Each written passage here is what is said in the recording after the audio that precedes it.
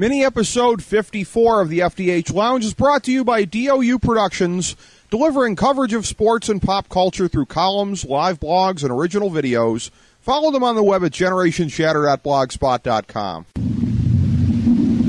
A long time ago, on a gloomy, wet Cleveland spring night, two men stand alone amidst the late-night drizzle. Their voices echo across the vacant station parking lot as they debate the merits of the great American radio show that have been missing for far too long. On that night, an idea was born. That idea became the FDH Lounge.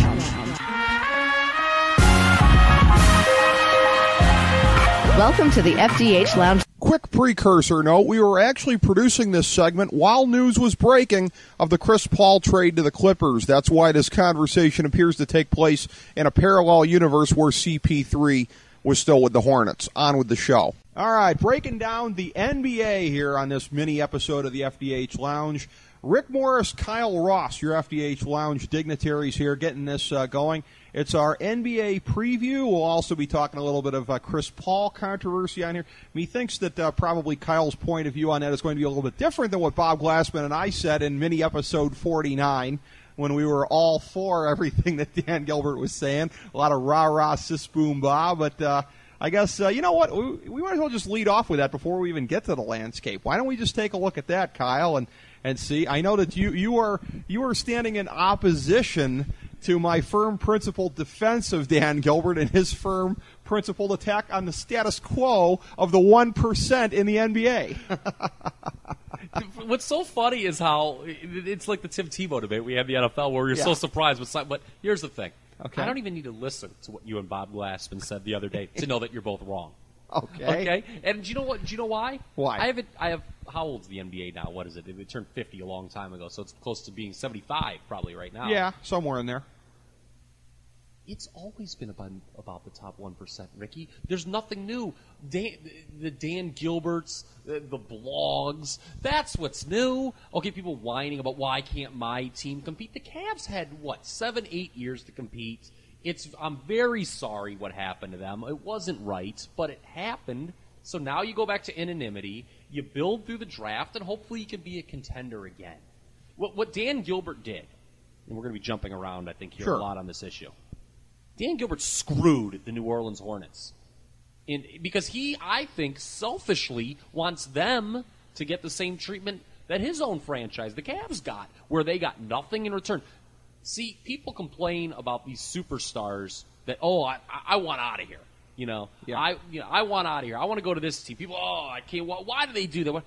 To me, I think they're doing the franchise a favor because they're at least saying, hey, unlike LeBron James, who, kind of like led you down the primrose path and then, called a big TV special and, just completely emasculated your franchise on national television. Mm-hmm. I'm telling you right now, you need to look to get rid of me, otherwise you will wind up with nothing and be like the Cleveland Cavaliers of 2010, 2011. How do you regard, though, the notion, the reality? And by the way, I want Chris Paul to be on the. Hey, Chris Paul being on the Lakers does not guarantee them anything. No, all it guarantees though is that more people are going to get to watch Chris Paul. Not if they're hollowing out their team to get him and Dwight Howard or anybody else. It certainly doesn't guarantee them anything.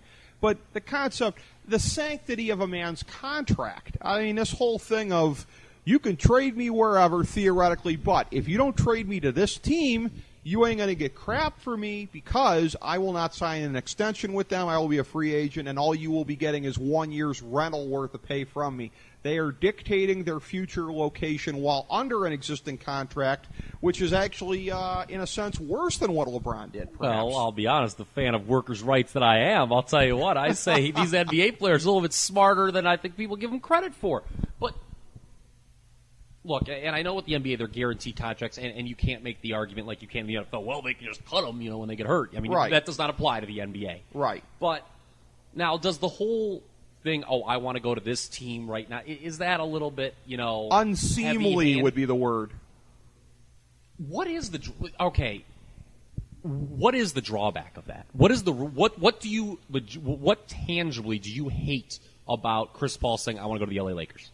Chris Paul signed a contract through the end of the 2012 season with the New Orleans Hornets. But what does that matter? What does that mean to you as an NBA consumer? Okay, I understand if you were obviously it's the NBA one-sided. It's completely one-sided. His contract, I mean, if he were to blow out his knee, he would have to get paid for the entire season. If they could amnesty him, I guess, with that whole thing there, but even under amnesty, you still get paid. In other words, it's a thing where owners are assuming all the risks, that if a player's arse hasn't been wiped sufficiently to his credit and to his satisfaction throughout the period of time, the player has all the leverage. The scales are tilted. Well, you can appease the player. I mean, it's your job to keep that player. And I realize that in a lot of these situations, they have tried. And we saw in Cleveland what appeasing a player, and it didn't work anyway. It didn't work. Well, most of the moves didn't work. Moves. Now I understand that what he dictated.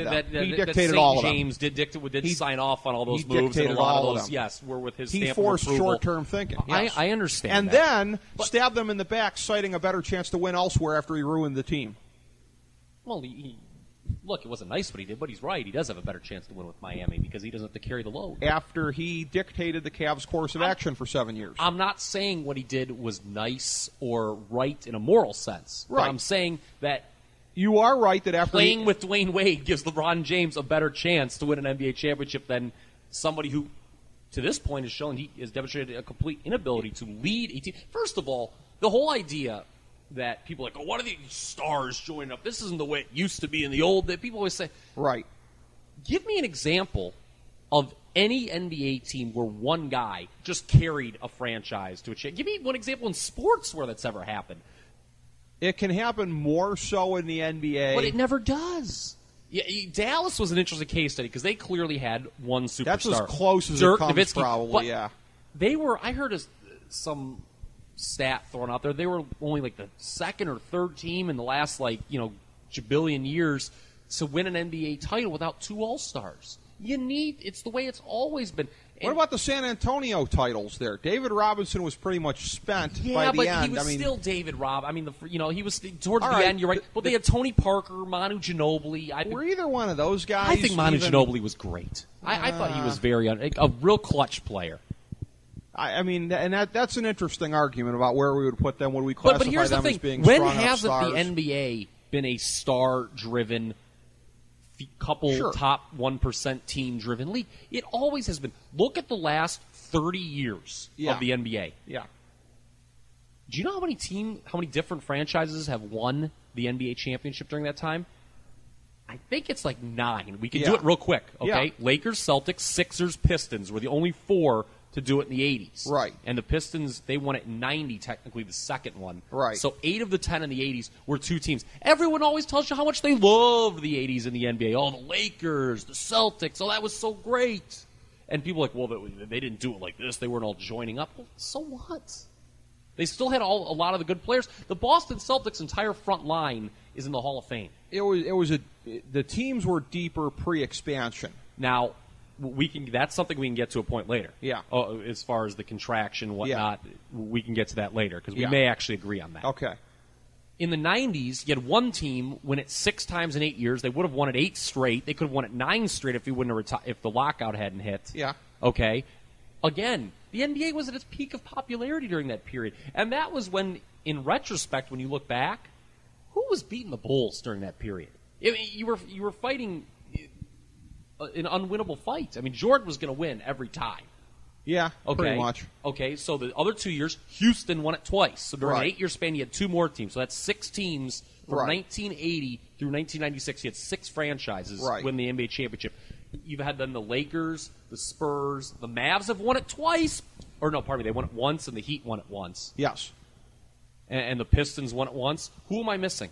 There have been, so the Lakers had already won, you can't double count them. There's been 8 or 9 franchises in the last 30 years. It's just the way it is, man. Title has been passed around less than either the Bella Twins and a hot tub. Yes. By the same token, but here's the thing now, and this is what Dan Gilbert is looking at. And again, if you're going to look strictly at the commerce side of it or whatever, then the question I'm going to ask is absurd. But is this something we want to aspire to? We just went through the devastation of this lockout and everything it did to the league's momentum coming off of last season. But for many people, myself included, there was the hope of a better world at the other side where it's a little bit more equitable, where it's a thing where teams are going to have a better chance to hang on to their own guys. What would make it a little bit easier, frankly, is if you strengthen the bird exemption or things like that to let teams be able to pay substantially more. And that was discussed and didn't cap. happen, yeah. Yeah, and that's where the owners kind of argued against themselves, or at least the small market owners a little bit there, because letting the small market owners overpay, if you will, to keep those guys would have been maybe the best way all around to make this happen. But Gilbert, I agree, and I told you off here, in a basketball sense, yeah, he was wrong about New Orleans. I don't subscribe to the conspiracy theory. I think he just got it wrong as far as it not being good for them. If you look at it in the sense of a team's got to do this, or or they're going to lose them at the end of the year, then they made out as well as they could have made out. Having said that, Gilbert was arguing a bigger question when he put the whole thing about the Washington Generals in his letter, because it's a thing where the status quo ante is back. We're arguing about the same crap we were arguing about in the summer of 2010 when LeBron and the cabal of players in the league who perpetrated and who quite frankly got away with player tampering over the course of this thing here. We've still got that. And Gilbert's talking about a systemic thing. Was he wrong about the specific New Orleans thing? I think he probably was, but I agree with him on the systemic issue. I think it's an illness. Haven't there always been... It'd be one thing if the same team was always irrelevant. Yeah. Okay? But this is what... And again, you have to take the blinders off here if you're from Cleveland. Okay? And I am. The NBA... As am I. The NBA, I'm sorry... Yeah. And I was wrong about this. I was the guy who, when people said, oh, LeBron should go to New York, New York's this huge media market, and I'm sitting to myself, I'm like, look, man, we're in the era of cable TV. With LeBron James on the Cavs, is there really this potential NBA basketball consumer out there who doesn't know who LeBron James is? And you were right. You were right. I don't think I was. The NBA was better last year, and it was because of what LeBron, and I think some of that is attributed to LeBron was he was a marketable character. He says he didn't like being the villain. I wish he would have embraced it a little more. The NBA, the ratings showed the NBA did better. Cleveland fan didn't want to admit it. But the NBA ratings-wise was better with LeBron James in Miami than he was in Cleveland. Because they were polarizing. But the thing is, exactly. You and I have done these mini episodes on a number of different subjects. We've done a handful of them on pro wrestling. You and I both love pro wrestling. Here's the thing. I want my pro wrestling left to pro wrestling. I don't want to see contrived NWO crap on a basketball court. I don't want that. I don't want black hat crap. I want athletic competition. See, I don't think it was contrived, though. I thought it was marketing crap. Bad guys, boo the bad guys, boo. See, I think you're wrong. I think you're outsmart. I think that was what made it as good as it was. That was about as the Miami Heat playing the bad guys, putting on the NWO T-shirts, that was more authentic than anything Vince McMahon could ever do.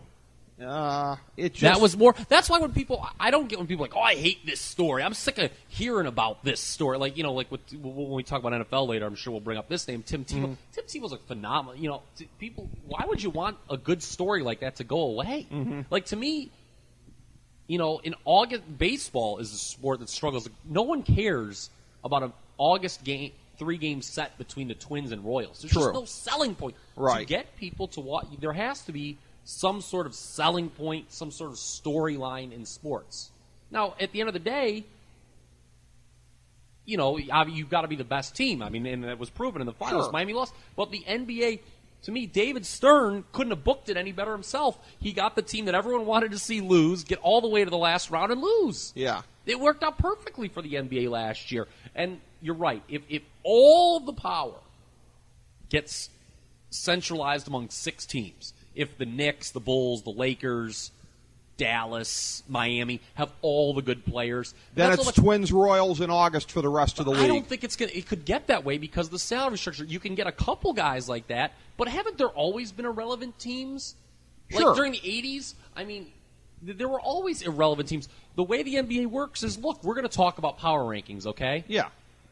I've looked at yours. Yeah. I'm telling you right now, there is no way that a team outside of your top tier wins the NBA Finals. And it's not because Chris Paul, it's not because it's just the way it is. I agree with that. No, I agree with that. Completely. But to me, that's not a good thing about the NBA, that we have it so limited to that number of teams there. I like to see continuity, and again, and I'm not going to stick up for bad management. Donald Sterling should have been forced to sell the Clippers decades ago. Well, see, now here's what's interesting, though. I was thinking about that when you were talking about something. Mm-hmm. It's interesting to compare Donald Sterling to some of the other small market owners. Okay. Because he's not complaining, probably, because he turns a profit. He does. It's interesting the situation Donald Sterling's in right now. Yeah. Because he's got kind of a decent team. He's been turning a profit for years. They're actually spending right now, which is odd. I mean, see, that's what it boils down to. See, you have to understand, Cleveland missed the boat. Bottom line. Okay, right. Blame whoever you want to blame. Blame Mike Brown. Blame a lack of support for LeBron. Blame LeBron. Blame Delonte West doing LeBron's mom. Blame what you will. The Cavs had their window and they didn't get it. Right. Just like Sacramento, a legitimate small market, even though it's the capital of California. But Sacramento had their window to win an NBA championship. They didn't win it either. Oklahoma City now, small market, going to have their chance to win it. It's not like these small market teams don't have a chance. It revolves. Yes, the Lakers are always good. They're the Lakers, okay? But the Celtics, they sucked for years. That's true. And here's the thing too: when all the superstars were spread out. Yeah. And granted, there weren't as many back then, okay? The last NBA lockout was really bad because when they came back, a lot of the Jordan-era stars kind of retired or had just fallen off a cliff and weren't very good. Yeah, you know what I'm saying? I mean, that was just a horrible perfect storm, or an imperfect storm for the NBA. Right. There's a lot more superstars now, but to me, the NBA right now is so much better than it was when it was, the San Antonio Spurs. No one watched the NBA during that when it was all about the sport. When it was San Antonio, New Jersey, those were death. Yeah. Those were death. And the NBA doesn't want that. No, they don't. And the NBA is a business, and so it behooves them to have the franchises in the major markets be good. Now, I'm not saying they should cheat and help them be good. Just nobody wants to feel like there's a thumb on the scale. I mean, that horrible Pau Gasol deal that was made a couple of years ago, when as much as I love Jerry West and appreciate what he did for the league, and I know it was Chris Wallace supposedly calling the shots there, but that had the look of Jerry West payback, that awful giveaway deal that Greg Popovich is right, should have been voided by the league. Nobody wants to see a thumb on the scale. Nobody wants to see that. And again, and what I come from my perspective as a lifelong Cavs fan of a small market team. Team's got Kyrie Irving now, God willing in another year, Anthony Davis, Harrison Barnes, whoever.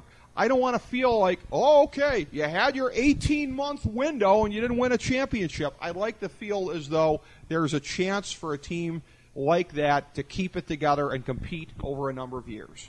That's what I want. The Cavs had 7 years to try with LeBron James. Now the first couple was rebuilding, but they were realistically his last 3 or 4 years here were a legitimate NBA title. Now they kind of arrived. One of the main issues is they kind of arrived a year ahead of schedule. Detroit got really old really quick. Right. The Eastern Conference became wide open, and they blasted through to the finals before they were ready. They were. I'll argue that they were better the years they didn't make the finals compared to that team that did make the finals. Substantially better. Yes. But look, they were in the hunt. Unless if you are a team like the Lakers, who, by the way, did have their period where they were down. You remember that they were down for a while in the late 90s. They were bad. Okay, they did miss the playoffs the one year with Kobe. Ooh, they were only a 6 seed some years. My heart bleeds for them. Well, what does a 6 seed mean? You're still not. I mean, half these teams that are competing or complaining are 6 seeds. Yeah, I mean, how many teams? They're like perennial 6 seeds. How many teams? They're stuck in mid-card purgatory. Well, how many teams have been like just at the bottom for Minnesota? I guess they had that one good year with Garnett. Yeah, when they made it all the way to the finals and they just completely fell off a cliff. Sacktown since the end of their run. But how long ago was that? That wasn't that long ago in basketball. All right, 10 years. All right, who else? I mean, is it that wrong for a team? Look, Toronto. Speaking to a Republican, there are winners and losers. Okay, yeah. Is it that wrong? I'm sorry.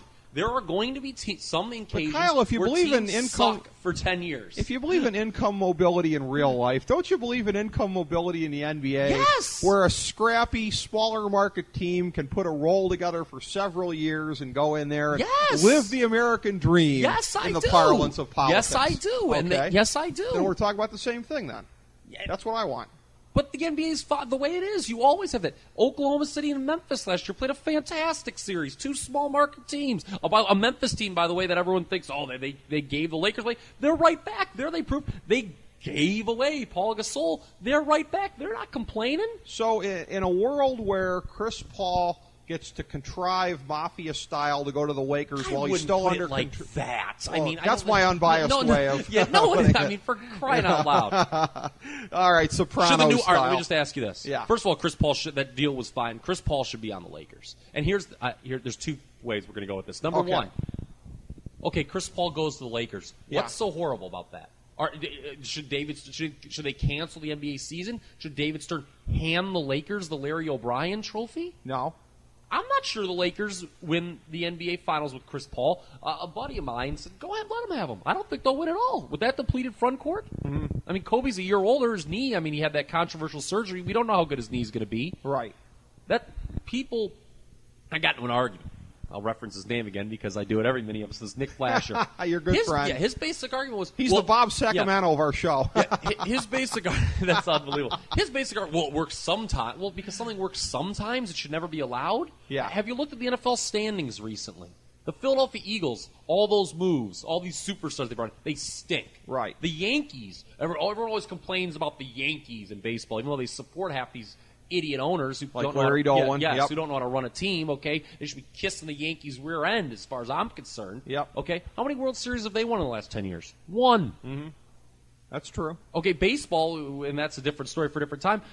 The World Series trophies is about as spread out in that sport, a sport where there's supposedly is great inequity more than any other sport. That's true. Even more than the NFL. That's true. To me. And yes, it's unique because of my political perspective, but to me, sports just aren't as serious, and I just don't really these small markets, except for Minnesota, you cannot name me a team that has just sucked for 15 years. I'm really racking my brain trying to think of one that proves you're wrong. Charlotte, okay, but again, that's not because of any. Charlotte does not stink because Kevin Garnett went to Boston, because LeBron went to Miami. Charlotte stinks because their war room every year is conducted on the 18th green at Sawgrass, and Michael Jordan's like, hey, who came out of North Carolina this year? Let's grab him. Right. Okay, that's why, because they here's my other point. Yeah. Okay, so should the New Orleans Hornets be contracted? Do you think so? They probably should. They probably should. Are there too many teams in the NBA? But here's the thing: you got to contract two. Yeah, I think there probably are. I think there are too many teams, because that's the thing too. If you kill two of these teams off, then everyone's kind of getting a little better player. Depth is an issue. There aren't a lot of teams that have a good 8th or 9th man, and even the Lakers. Who's the 8th man on the Lakers? The 9th guy on the Lakers? He's not that good of a player. I understand that, but I have a theory though. I'm not sure that the league is overstocked or is spread too thin, rather. They have more talent now than they have, 10 years ago. And this is why. I have a theory about this as regards all sports, that when things happen to increase the talent pool, that has a way of somehow counteracting the watered-down effects. Like in baseball, once they had integration, then they were expanding, and I don't think baseball was watered down, because you had the black guys that were left in the Negro leagues, which I would argue probably constituted in some ways a third major league at that point in time. Oh, sure. The only difference is you're bringing them into your existing leagues. I don't think that baseball, and then baseball expanded again in the last 30 years with a couple more franchises, and people thought it was watered down. Whoa, but wait a minute. We're expanding again in Latin America. We're expanding the Pacific Rim. The talent base in that way was making up for it. The NBA has had this big international expansion over the last 15 years or so. And here's the thing. You mentioned the last lockout. Who was a guy who came into the league right after that lockout, or right about on the heels of it, I think the season after it? Dirk Nowitzki. Yeah. One of the most influential players in the history of the league because, again, part of it is because of the tease of who's the next Dirk. Darko and everybody else has proved not to be. But there have been legitimately a lot of great players coming from overseas. Yao Ming when he was healthy, etc. So I'm not so sure the league's overstocked, because if we were just talking about American guys, I'd agree with you. But that's why I kind of waver on that. The talent pool is global now. Oh, I'm not saying this. I just think that the NBA's expanded a little bit harder than the other sports. I mean, when you and I were, hockey went from 21 to 30. Okay, well, now, I'm not a hockey expert. You know that, so I'm not even going to try to match wits with you there. Okay. But, I mean, to me, first of all, there should be no hockey teams south of the Mason-Dixon line, okay? I'm that guy. You talk about old school, okay? But hockey did expand way too much. There's too many teams. But I don't want to offend you. Yeah, but they've gone really huge into Europe and Russia, though. So True, I think but I'm not going to offend you by saying hockey's a niche sport. Okay. Oops, right. I just did. Okay. All right. Okay. But here's the thing. Okay.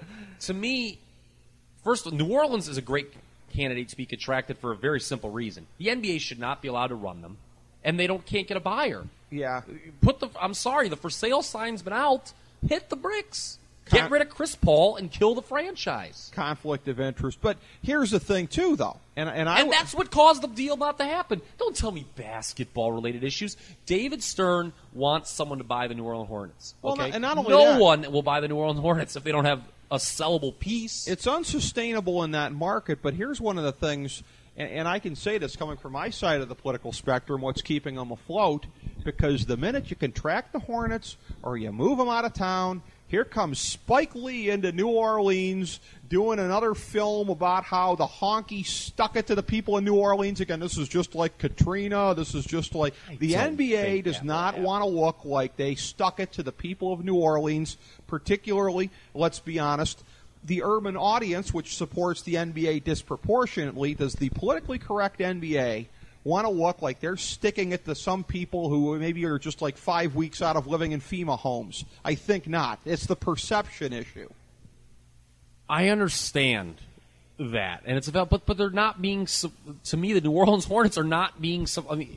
They're not being supported. Well, no one's going to the game. Yeah. So if there was legitimate support there, if some of the folks you talked about there were going to these games and it was a great time and it was very uplifting, right? It'd be one thing, like it is with the Saints. The Saints, that's a big party. That's very, right. I could see if they ripped the Saints away, right? That's Spike Lee and his crew could go down there, but I just don't think that would be there for the Hornets. If you got rid of New Orleans and Charlotte tomorrow.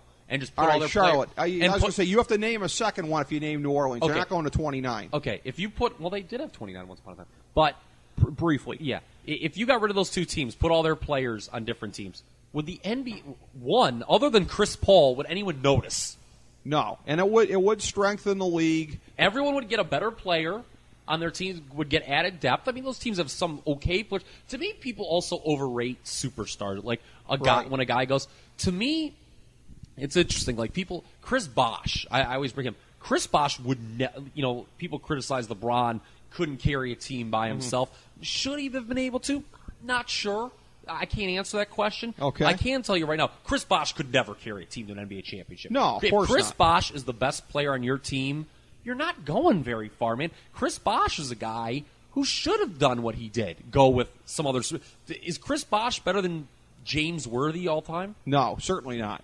Okay, well, James Worthy had, Tragic Johnson, Byron Scott, A.C. Green, Kareem Abdul-Jabbar. Right. He was, he was around all these good players. No, Grant, he was, again, people always think, those guys were drafted. Well, if you know the history of the NBA, right. The Celtics and Lakers, okay, people talk about, it's not fair, they're getting these guys. They used to pull some pretty shady stuff in the draft. There used to be some... Yeah. Larry Bird a year early. Yeah, if you go and read, I've got, sitting over there on my coffee table, the Bill Simmons book. I've got that one, too. Yeah, teams used to just trade these draft picks over... it's funny, I always thought with the Len Bias, obviously, his tragic story. He was drafted number 2 in 86, okay? Uh-huh. I remember when I was a kid, I was like, how did the Celtics have the number 2 draft pick in the heart of the Larry Bird era? Right. It was like some hideous trade that was made that gave it to him. Right. Like just some, I can't even remember who they made it. It was just some awful trade that if Len would have stayed alive and played and been something, right. It would have been like the worst trade in the history of sports. Right. So, to me, these top teams have always had their way of, cherry picking the best players, and it's not going to change. Right. But they've had their times of being bad too. The Knicks, who everyone, they're getting all these players. The Knicks sucked for the last 12 years and won't win anything for the next decade for reasons we'll talk about once we get into the thing here on the team by team thing. Okay, they have Amari and Carmelo Anthony. Hey, let's just hand them the trophy. No, it doesn't. Miami lost last year, right? To me, and so I just don't get it. Like, let's let the free market rule. Let Chris Paul go. So in summation, your attitude on Chris Paul doing what he's doing is tantamount to Bobby Knight's lay back and enjoy it because it's inevitable. That's basically it? Okay, all right. By the way, too, but before we get to the NBA... Hey, when he signs with the Lakers next year and New Orleans has nothing... Right. Come crying to me. Right. Well, before we look at the NBA power rankings and everything else like that, I'd just like to make a note here on what you said about the Bill Simmons book, and I indicated I have that also. I have that also because that was sent to us because we were supposed to get him on the show. And you remember when that book came out? Yes. It still hasn't happened yet, hemming and hawing, whatever. All I got to say is at SportsGuy33, if it doesn't happen, the joke's not on us because we got a free book. So if you sent us a free book and you weren't going to be booked, we're coming out ahead, actually. I got that for free. I didn't have to pay for it. So I just thought I'd bring it around on that. Well, as an employee of the Worldwide Leader, Bill Simmons is a very good friend of mine. He's somebody you approve of. Yes, remember, kids, leave your local blog behind. Walk straight into the coddling arms of the Worldwide Leader. That's Kyle Ross for you. Yes.